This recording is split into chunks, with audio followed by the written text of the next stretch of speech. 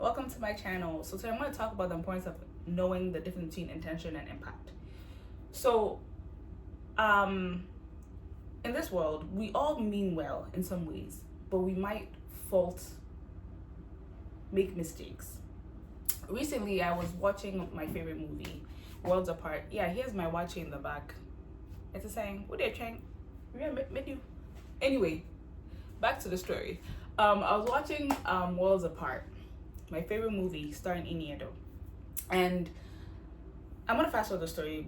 I've watched this movie so many times since I was a little girl to now. So the long and short of the story is that the Tintin Itite say Iniedo was playing Ulima for my Nigerians out there. Ulima was this poor woman who lost her father, so the only person that is alive is her mom, and they lived in the village. So when they lived in the village, they didn't really have much. So one of their uncles said, I'm going to take you to the city, which is the township. It will work for me as like my house help. She said, okay. Fast forward the story. During the time that she was there, she has never seen convoys, like those people, like if you're in Ghana, when V8s are passing, people are like, V8, big, big cars are moving, big men. So you stop to look, wow. So she was like, wow, like me who be there crashing me up a town. You see that thing? Village girl has come to the city. Anyway, so she then basically fell in love with the convoy and like all of this because she's never seen that her town. Barely people have cars, mostly bicycles. So all this to say, the prince that was in the convoy eventually fell in love with her and said to the mom, I want to marry this old woman, oh my god, village girl. And the mom was not having it. End up concocting this whole plan, conniving with the uncles to get rid of her and everything and fake her death. Yeah. We're gonna fast forward the story. The man couldn't take it, and eventually a good Samaritan called him and said, I just want to tell you, basically the truth is that the girl's alive. Your mother connived with people to get rid of her. But the way you are so good to me, I decided to tell you that she's alive. So he left the city and looked for her, found her. The father went to go see him, like, how you do this? And he's like, no, I love her. And then the dad was like, wow, no, she is beautiful. If we craft her and polish her up, we can make her your wife. And that happened, but it was without the mom's knowing. Fast forward at the end, you see, I've changed. I go straight to the story. I go straight to the point, actually. He married her, and one day he asked her to dress back into her old maid clothing and come to the house. The mom was shocked because she didn't realize that all these years I had betrayed and belittled this child only for her to be the woman that not only makes my son happy, but the woman that has brought so much joy into my life. Why am I sharing this story with you? Because in this thing called life, people make mistakes. And as I've grown up, I've watched people make so many mistakes. But what I've learned is that don't use your life as an experiment. Kwame Wate, don't use your life as an experiment. Your intention behind doing something nice for somebody can come from your heart. And you might offend them. Basic example. I am allergic to a certain food. I can't eat it.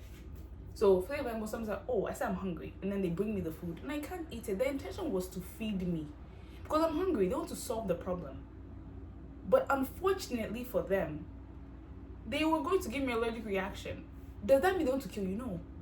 They didn't know. So you educate them. But then there are some people whose intention is to harm you. Edo's mother-in-law, her intention was to harm her. And the impact was that her son realized the mother is not who he thought she was all his life. And he rectified the situation. The reason why I'm sharing this with you is because most recently I've come from a very interesting season in my life. And there are so many people who your intention was to harm me, and it's okay. Because God, and the law, the law, it works. Restrain all the time, my family. It works. But also, there are people who make mistakes. And if you see that they change, like any Edo's mom, Uli's not even mom, Uli's mother-in-law changed. And she begged for forgiveness. And she showed that she's changed. As long as you can stomach it, that the intention was not to poison you. The intention was to give you food, but they didn't know that if they gave you the food, you die. Forgive them. Because their intention was not from a bad place. But also, if the impact is too great of a wound, it's okay to say, thank you, I forgive you, and you can go your merry way. So I don't know why this video came up. I was praying and God was like, talk about intention and impact. And I said, okay, well, I'm not going to fight you, because me and God got in a little like tussle a couple days ago. I ain't gonna talk about it, but I was real upset with him because I felt like I wanted something and said I shouldn't get it. And I was like, why can't I get it? And then later on I realized, because yeah, I get it. Now I get it. And I was like, all right, I'm sorry. And God was like, duh. It's like, okay, cool. Like, see you tomorrow. So anyway, I joke around, but like, no, my relationship is very tight. So anyway, today's video is just to tell you there's intention and impact. Ensure that before you let people in your life again, ensure that before you cut people off, ensure that before you say thank you but I'm okay, you've thought 10 times about it. Because there's some people, I only said sorry to you not because I actually want you in my life. I said sorry because I want peace. That's it. And that sorry doesn't mean we should be friends again. Your sorry doesn't mean we should be friends. It means your intention and impact have been made, and I've learned my lessons. So bye guys.